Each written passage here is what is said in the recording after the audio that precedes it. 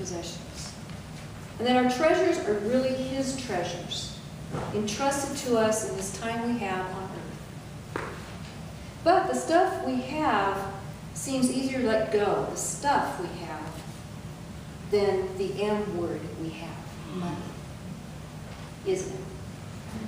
And because of this, it's a very difficult part of who we are as Christians. My money versus God's money. Many Christians don't like to hear pastors talk about money. And you know what? I really don't like to talk about money. Even at home. I don't talk about money. But it is so vital that you and I understand how money affects our faith journey. And that's why I'm talking about it today. Remember, Jesus spoke a lot about money because money is a big part of our lives, isn't it? I mean, you can't live without money. Oh, I was talking loud. Some of you can do. Christians or non-Christians. So I'd just like you to sit back today and just listen to these things. It may be helpful to some of you. We're selected to listen to this. Recently, my wife and I sat down to figure out how we were doing financially. Our net was looking pretty gross, so we decided to list our personal assets. There are two kinds of assets, I am told. Liquid assets are measured by how much you have invested in milk, orange juice, and root beer. Solid assets are the ones that will outlive the expiry date on your milk carton. Here was our list of solid assets. A Shih Tzu Maltese dog that we paid $300 for, about $100 per brain cell. $220 worth of keychains that we have never used, and approximately $13 worth of pop cans. Also, we have roughly $700 of spare change beneath our sofa cushions, $31.50 in postage stamps that we cannot use because the Postal Service raises the rates every other Wednesday. Well, if you are about to back your bank-financed car out of your bank-owned garage to drive with credit card gas to open a charge account so you can fill your mortgage home with new furniture because of a sign that promises no payments until February, put the keys in your pocket and listen to a little advice. These simple steps have helped us live debt-free and cut back on the amount we spend on extra strength Tylenol. First off, if thy credit cards outspend thee, cut them off. 70% of credit card holders carry $6,000 to $7,000 in unpaid balances. Be careful. I have a credit card. I use it. It doesn't use me. Here's how. Never buy with credit what you wouldn't pay with cash. Pay off your card each month. And remember, you can't leave home without it. Secondly, buy a lottery ticket every 250,000 years. Our government, in its infinite wisdom, has allowed a special tax for people who did not do well in 5th grade mathematics. It's called the lottery. Proverbs 28:20 says, the person who wants to get rich quick will only get into trouble. Third, earn more than you spend. I was brought up with a simple philosophy: if you can't afford it, don't buy it. When our kids were small, we showed them how to put their allowance in envelopes labeled "for God, for me, for the future." If there was more than money, they learned a valuable lesson. Ask your dad for money. 4, choose contentment over consumption. In my own experience, I don't tend to own my possessions. They own me. They cry out to be used, to be fixed, to be replaced. So keep it simple. Want what you have. Godliness with contentment is great gain. Number 5, remember, new does not always mean improved. I've sold a zillion books, and I still don't buy new cars. There's great peace knowing that no one on earth is going to steal my 1978 Dodge Dart.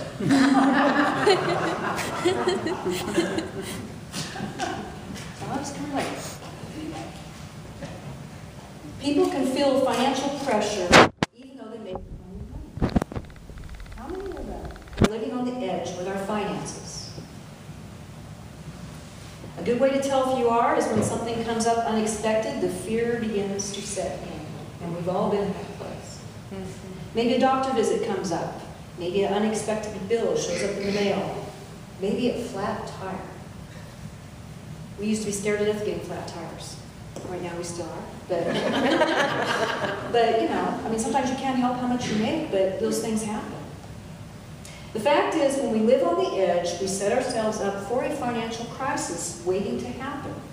Some of us take financial cues from friends or from organizations or businesses, but you only know your financial crisis.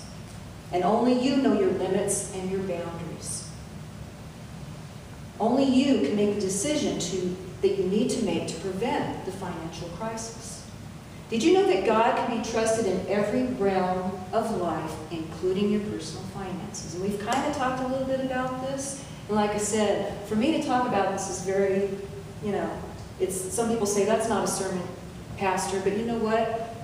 God is interested in your finances because if we look at them as His, we need to talk about them. Remember, it's not really ours anyway. So wouldn't it make sense to see our money in a spiritual sense? Imagine that, of where it's going. That the financial decisions we make with our money would be done in a way that include prayer and planning. A little different approach than what most people would do with their money. We have discovered that the things we have are for a purpose if we see these things we have are God's. But what if you see things you have, or even people in your life right now, as a barrier to what you think God is wanting you to do or calling you to do? Okay, listen to this. In Scripture, it tells us, Luke 17:23. People will say to you, look, there it is, or look, here it is. Stay where you are. Don't go away and search. Or in 1 Corinthians 7:17, second part of it, where you are right now is God's place for you. Live and obey and love and believe right there. There's so many times, especially with Scott and I, financial crisis was huge. I mean, most of our Christian walk beginning was just no money. So many times you want to jump here, you want to listen to this voice, or I can't be a Christian right now. I can't do those things because I don't have the money. Remember that scripture, 1 Corinthians 7:17. God will reveal Himself more and more to you. Maybe your finances are so prioritized right now that you couldn't possibly give or invest in any certain ministries that come up, in church, outside church, or wherever. There's only one thing you can do. Pray, pray. We need to understand that God wants something for His children, for you and me. He doesn't need anything from us, does He? So this morning I have 4 things regarding money just for you to think about, okay? The first is, choose a percentage of your income in which to live on. Sit down and decide what percentage of your income do you want to live on. Because the truth is, you're already living on a percentage of your income. So wouldn't it be wise to discover what that percentage is? There's so many of us that don't have any clue to that. Because you don't know. If you don't know, you will be allowing the culture around you and that greed that we've been talking about to decide what that's going to be. Remember, the temptation is greater when you have more. We learned about that. Eventually, you'll spend more and more, going past the 100%, then 102, then 103, and you're not going to know until it's too late because you never made a decision on how much percentage you're living on. Make the decision to pick that percentage of the income that you want to live on. Don't let the culture, bad habits, and greed to drive you to an unhealthy percentage, leading you to crash and burn. We know many people, and have heard of many people that's happened to. It's more fun to look at things you can't afford than to own things. What did I say that wrong? It's more fun to look at things that you can't afford than to own things you cannot afford. And we've been there too. We've all tried that. Ever go and look at model homes? I used to love to go look at them. I mean, you get ideas and they're just, oh, this is so cool. Ever go to a car show and look at the cars, the latest cars and the old ones? Chances are you don't go with the intent to buy those things, right? A lot of us go and look. It's more fun to look at a really cool car and say, I could drive that, I could see myself in that. Because the joy will quickly go away if you own it and you get the bill and the insurance payment, right? So, here's what happens. When you choose the percentage of your income that you're going to live on, what you're saying is, I'm choosing ahead of time not to do some things, okay? Not to upgrade some things, not to move, not to lease. And I can look at everyone else's nice stuff, and I can say, those are wonderful things, but I choose not to go that way for myself. Because I've chosen to take my lifestyle and drop it down on purpose below my income. I've chosen a percentage to live on, and by doing this, I've created a gap, okay, in between the income, which is in red, and the lifestyle in blue. And guess what that gap is called? Peace. How many of us don't have that peace? We're right here. I'd say probably everybody in this room, right? One time or another has felt it or are feeling it right now. Do the wise thing that very, very, very few people do. Choose a percentage to live on and then stick with it. And when you do, you'll have that margin and you'll have a peace. You know, you can't do this overnight. It takes time. We've done that. We have created, through the years, a peace in there. And sometimes you have to plan to do that when you see an area where you might be getting some more money coming in or something, taxes or whatever, and then you can choose that time to start creating a gap. Some of us can't do it right now. But if you plan, you start looking ahead, you can start creating that peace, that gap. The great thing about this system is as your income goes up, your lifestyle tracks with it. When it goes down, your lifestyle goes down a little bit. But the thing is, what's happening is they're tracking together, and you have that margin. And if your income decreases, it doesn't necessarily affect your lifestyle like it would when you don't have anything there. Have you ever heard a couple say, we just don't spend enough? No. I just can't get my wife to buy things when we go to the store. I just can't get my husband to stop or to spend. I even say backwards. You don't hear that at all. The problem begins when the margin disappears and then the tension goes up. And we've all felt that. An unexpected bill comes, even if you have a little bit of margin. First, Scott's the money guy at our house. He checks the bank and, oh, everything's good, everything's good. You know, you have to have that little margin thing. The peace goes away quickly, especially when it's marriage, right? It's not just one, but the more it's involved. This happens whether you're a Christian or not, doesn't it? You don't have to be a Christian to have this happen to you. One of the wisest things to do then would be, suggesting, is to set a percentage of your income to live by. Number 2, track your spending. Now I mean, we think as kids, you give them so much money and they just go out and buy things and, oh, I didn't know I had this much left, but it's amazing how many of us don't really track what we're spending. Now, some of you already do this, and usually in the marriage it's interesting. Usually one will do it and the other one doesn't want anything to do with it. And it's not necessarily that they're just not interested in doing that, but usually one will try to track and watch where money goes. So, remember, if you're a Christian, you're managing money that's not really yours anyway. Remember, we brought that up last week. We come into this world with nothing, and we leave with nothing. We have been given a set amount of time, a set time, for managing money and stuff, and this treasure that God has entrusted to us. It just gives you a whole different perspective on what you have. So you need to know where your money's going. And you need to have a way of tracking it. This is actually, as Andy Stanley was saying, because a lot of this I've gotten from his studies on this kind of thing, it's actually better than budgeting if you just start getting yourself used to doing this way. It's very helpful. The best financial habit you could get into is tracking where your money is going that God has entrusted with you. Now, just think about it. It's like we're talking about the talents, where he's given the servants talents, and he wants to know, what did you do with it? Same thing.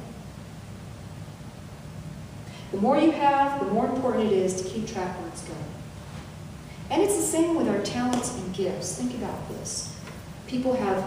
Some people have lots of gifts and talents that they do, and it could be in all things. I know a lot of mine are real obvious, but there are people that are very talented in bookkeeping, or, I can't think of accounting, I don't think of money right now. Teachers, people are very talented in all kinds of things.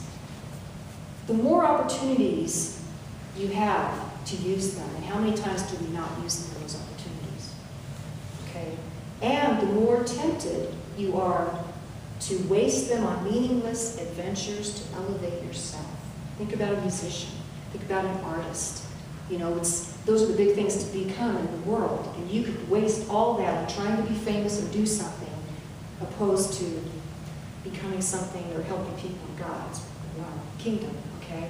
So that's very tempting for a lot of us musicians and stuff, to take our talents that way first. Same with money.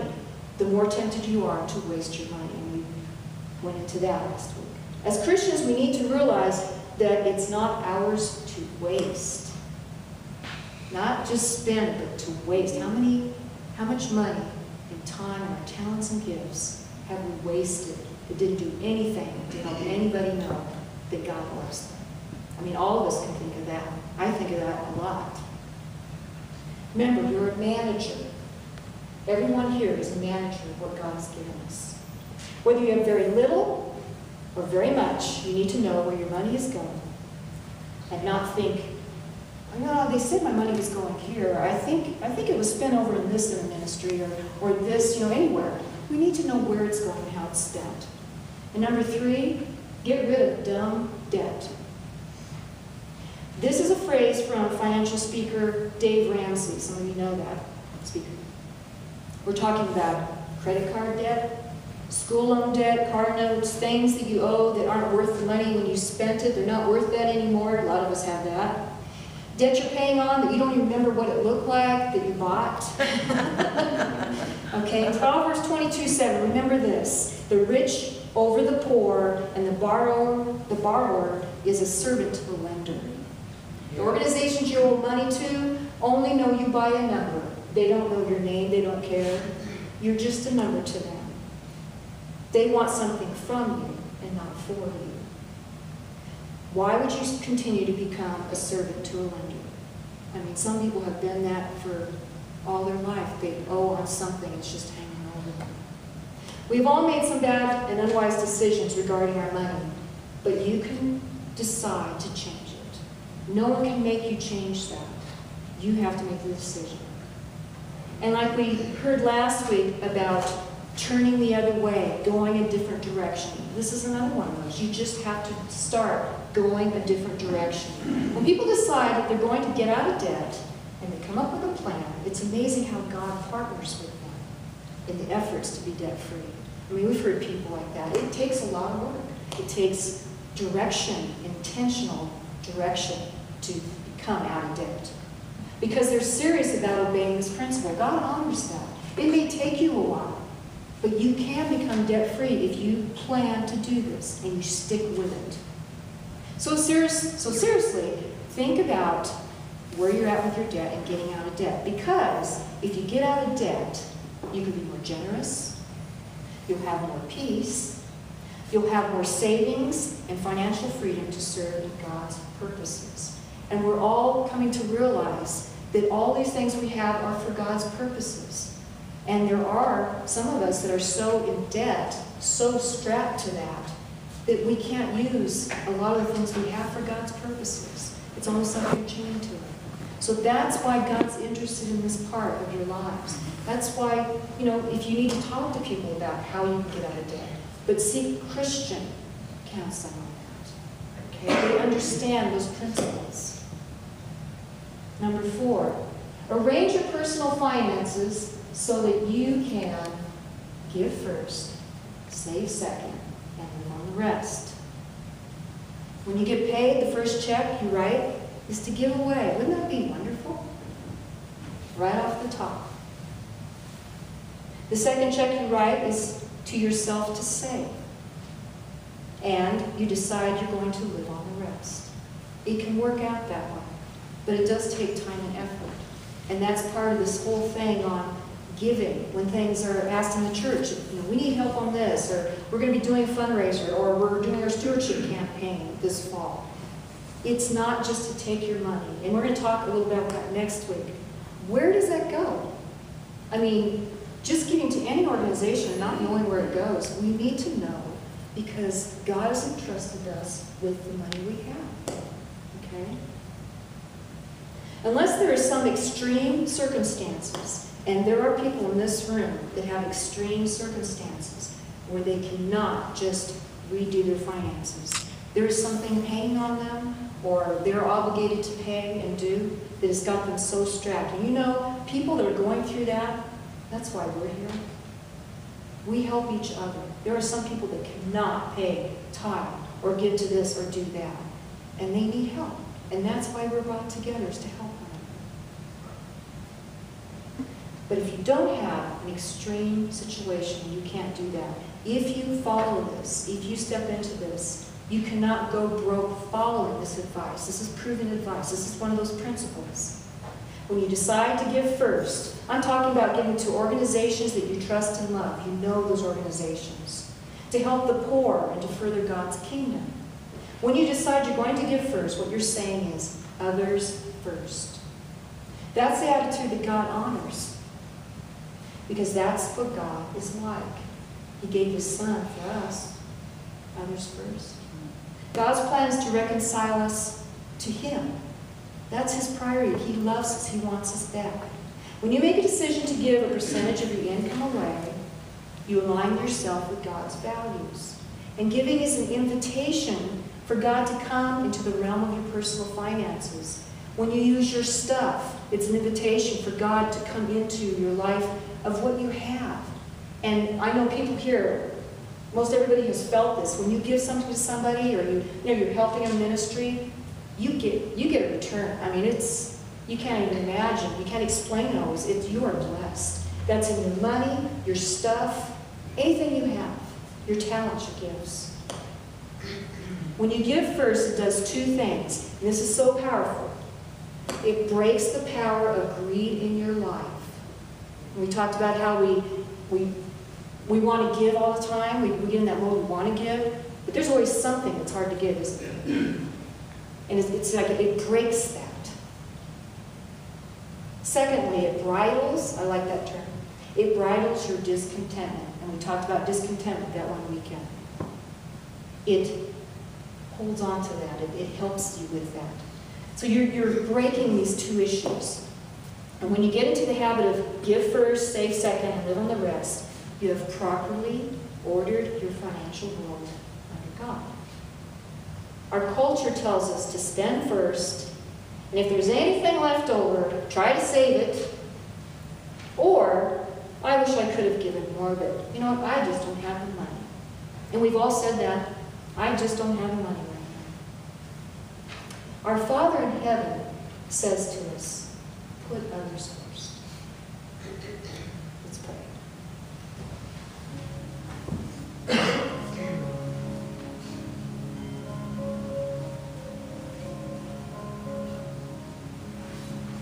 Father, money is one of the hardest things for us to understand.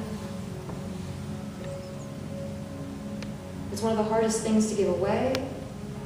It's one of the hardest things to know what to do with. It's like when we take money, that little thing of greed comes along with it, and it just gets implanted in us. And we just ask you right now to break that. Lord, show us how to use this money you've given us. Show us how to use these things that you have allowed us to obtain in our life here. Our gifts, our talents. That all of this stuff that we have, everything we have, that you would just pour your grace all over it and your love. And that we would see things through your eyes. And be able to be generous and giving and loving with all these things. And see the purpose of having money and stuff and treasures as a joy for your kingdom.